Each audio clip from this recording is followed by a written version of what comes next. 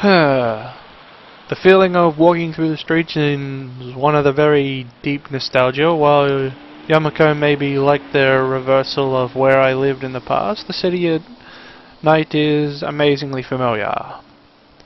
Damn it. My eyes are moving constantly from the bright electrical screens glowing high in the night sky and the street lamps piercing the darkness with their light to the businessmen enjoying themselves after work and the busily talking couples on dates. Even if I didn't want to, I can't help soaking in every aspect of the city. I savor its familiarity like a sweet candy sitting on my tongue. Lily is walking to my left with her cane swaying to and fro, holding onto her sister's arm for guidance while talking to her. Compared to travelling by taxi or bus, being driven by Akira in her rather nice car was a much more enjoyable experience. Maybe not for the person on my right though. While Lily was used to her sister's driving style, I quite liked the bit of excitement Hanako was holding very tightly to the door for most of the trip. Everything looks so pretty at night. Hanako quickly looks down yet again as she accidentally catches someone's gaze. Yeah, it does. My answer isn't very thoughtful since I'm distracted by so many thoughts that I find it hard to keep up with small talk. One of those distractions aside from the city's sights is how Hanako looks. This is the first time I've seen her in anything other than her school uniform or her pajamas. It gave me pause when I first saw her outfit when we met up at the school gates. Considering how much her head is lowered when people walk near us, I imagine that the hat she wears is more than a fashion statement.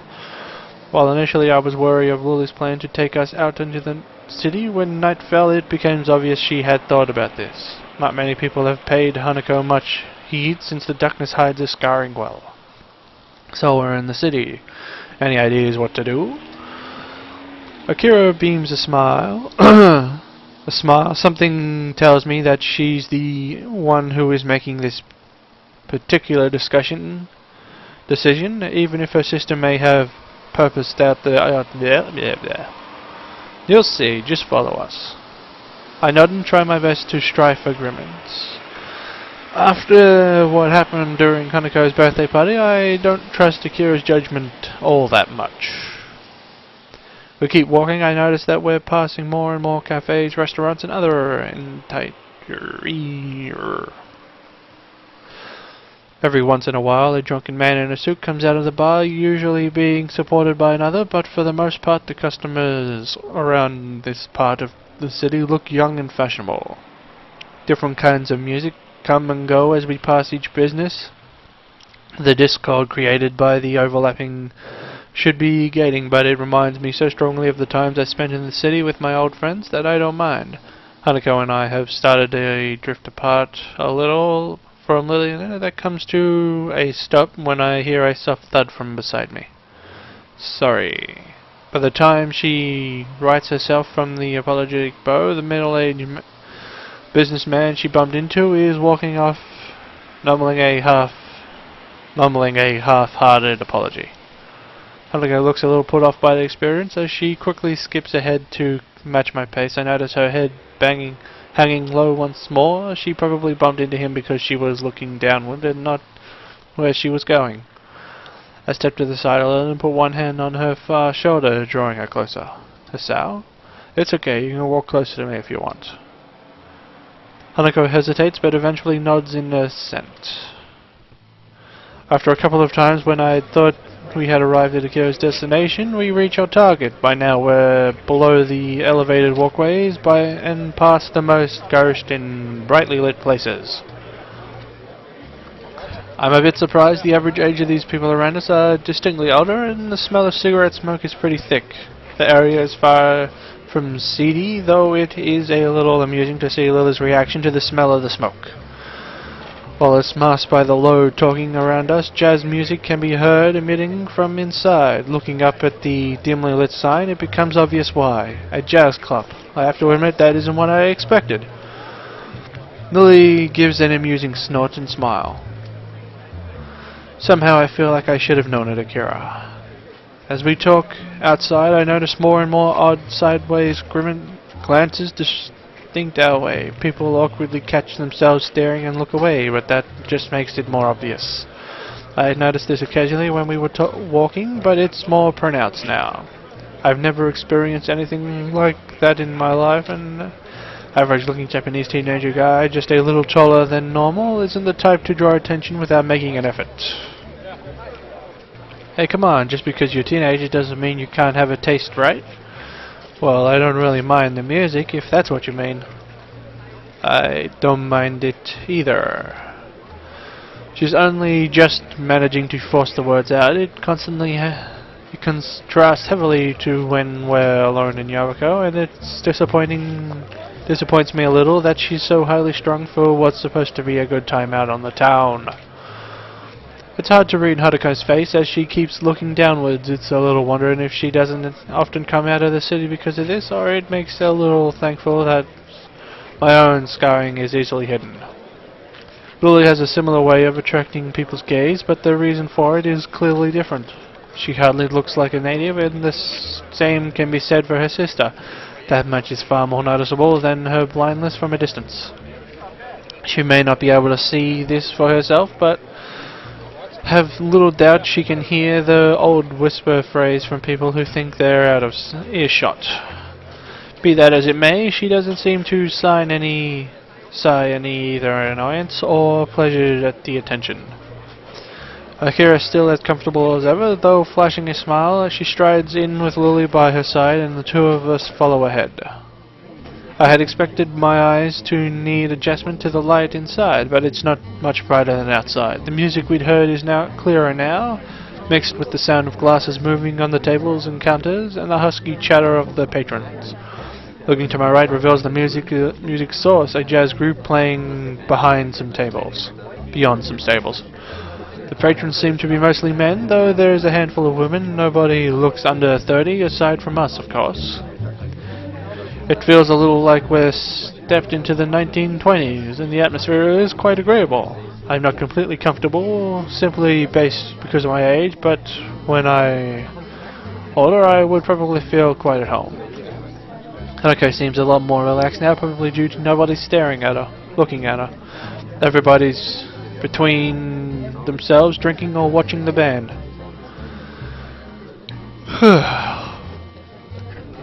Akira casually takes a seat on the counter without even glancing around. She's probably come here before. Lila retracts her cane, feeling out the bar stool and the edge of the counter before taking a seat beside one sister. The bartender takes a brief break from polishing a glass to watch her before putting it down and coming over. Good evening, ladies. What'll it be? Just a scotch. Thanks, Lily. Maybe a glass of... A black suit at elbow. He hits her side sharply. Orange juice, please. I think she was about to say something, but it's hard to know what exactly. No problem, coming right up. The bartender starts to pour their drinks. A couple of seconds pass before Akira suddenly remembers that Hanako and I are indeed here and turns around to us. You two want anything, or are you just gonna stand there? Hanako seems to be getting a bit restless. No matter where we're going to sit ourselves, there's going to be people right next to her, and I don't think she looks convincingly older than 20, unlike Lily. Looking around, there's a game section in the right. A couple of billiard tables can be seen in the corner, and nobody is using them either. I glanced at Hanako, about to ask if she'd like to play, but she's already looking longingly in the same direction. Maybe it says something that we can get by with so few words nowadays. We'll go play pool over there. Akira leans back to see past me before shrugging and sitting back up. It seems you'll have to put up with only me for company. How unfortunate. Have fun, you two. We turn and set off to the abandoned corner with Hanako taking the lead. The prospect of a nice quiet game away from everyone makes me walk noticeably faster. Her eyes stay firmly fixed on her prize. The table's full size, well lit, despite the surrounding darkness. Thanks to the bright overhead lights, a huge painting of something covers the wall. There are many people milling about the corner of the club, and I can see Hanako becoming a little less tense as a result. You know how to play? I'm no expert, but yeah, I do. Then, 8 ball? Sure. Hanuko gets the chalk, and 2 cues from a set of hooks against one of the walls while I fetch the balls from the table's pocket and grab the rack from the shelf beneath it. She patiently waits as I get the table set up. After slotting the final ball into the rack and doing some last adjustments, I end up having to fight my professionalism urges to get the bottom row of balls exactly per punctually something with their edges. With the balls arranged and ready to play, I step back and take my cue from her outstretched arm, carrying out a quick inspection of the tip before I'm satisfied that it's in good condition. So, you've played before? Once or twice, I just kind of know the rules. The air between us feels a little awkward. She's still pretty nervous, understandably given that we're in public. Eventually the silence becomes too much even for Hanuko, and she begins to quietly stammer. Who'll break? I think for a moment before reaching into my pocket and drawing a coin. I'll take heads, your tails. After a nod of agreement from Hanuko, I flip the coin in the air, catching it and flipping it over the back on my left hand. Looks like it's you that gets to break. Hanuko nods again before taking up her position at the end of the table. She's not usually this quiet around me, and I'm not wholly sure if it's because the habit of information about her past that slipped out moments ago. The cue comes from the back in a practice gesture before smacking dead into the center of the cue ball with a loud thud. The white ball scratches across the smooth green before smashing into the carefully arranged balls at the other end. The balls scatter across the table at high speed. The break was good, with the balls being nicely distributed around the table. My eyes are already flickering from one to another to pick out the easiest candidates to pocket. Hanuko reacts from the side, and I take my shot. Well done. It's only after Hanuko says this that I realize the ball I was shooting at was sunk. I look at her and notice a small smile on her face. It's quite nice. It's nice how playing games seems to loosen her up a little. Guess I'm stripes then. I take a step back and let her take a next shot, but she doesn't advance to the table. Rather, she looks down a little and rubs her arm. By now I can identify this as one of her gestures that means she wants to say something, but isn't sure enough of herself to do it. What's up? It's just you had a nice smile. Do you like playing this? I sigh and lean back against the table. I like playing, yeah. I think I was smiling because it's real nostalgic, though. Hanuko tilts her head quizzically. Me and my friends used to play pool in the game centers near where we live pretty often, and at night too. Wouldn't your parents? My parents both work, so they didn't mind me being in the house. Not being in the house. I stayed on top of schoolwork pretty easily as well, so there was plenty of time to do other stuff at night. The conversation dies down with Hanuko timidness getting the better of her. In response, I get off the table and let her take her turn shooting. There are many solids in easy position, so Hanuko bends down and takes a while to line herself up properly. Hanuko's expression is the same as when she's playing chess, a relaxed but focused concern. Athletics sometimes talk about getting into a zone where nothing necessarily enters their mind, and I wonder if that's something she can do. Her posture is good, better than mine, to be sure. It's very close to the textbook method of playing, whereas I tend to comfort myself into whatever position I feel is the most natural for the shot I'm taking. She lines up the cue comes back. She does a couple of practice movements to make sure she lines up correctly. Hanuko takes games so seriously. It's the only real hobby I know she has outside of reading. It feels good to be able to share this kind of experience with her. She takes a shot after carefully considering, and the cue ball zones off towards a ball sitting at a slightly awkward angle near the corner. Hanuko's careful preparation pays off as the cue ball hits and sends the ball rolling towards the corner pocket. For a moment it looks like it stopped just on the lip of the ball, but it eventually tilts just enough to drop in. Man, that was a hard shot. If you can pull that off, I don't think I have much hope. I'm not that good. It's not just the shot though, even when lining up you look really serious. You're like this with chess too. The praise makes her a little flustered. She sets the cue against the table and stands turning to me. It's just... yeah, fuck. Her fingers are twisting and turning slightly. When I was in the orphanage, I just kept doing these kind of things I liked before.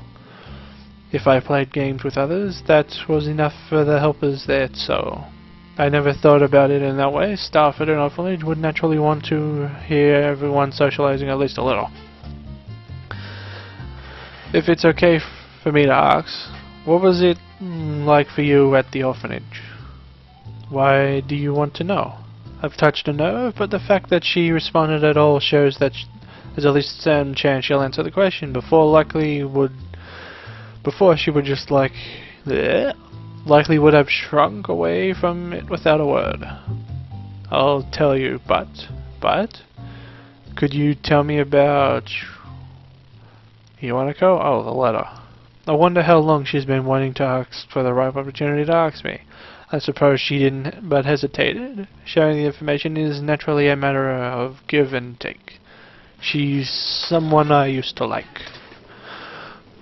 Her nervousness subsided, at least for the time it took to ask. Her curiosity is getting the better of her, and I feel a bit uncomfortable to question as on the There's no way I could spill out all my feelings about Iwanako here. I don't even know myself about my feelings regarding her, even though talking to Yuko earlier, and I wanted to avoid the subject around Hanako. Hanako doesn't look overly satisfied with the awkward ending to the discussion, but thinks better of continuing it. She was only just managing to ask me the first place, without knowing that I wouldn't talk about it at all. I moved to finally take my own shot. The lacking of talking between us is filled by the chatter of every patron in the band on the other side of the end. You get the idea. Alright, I'll be right back. I'm gonna grab a quick drink. Yeah.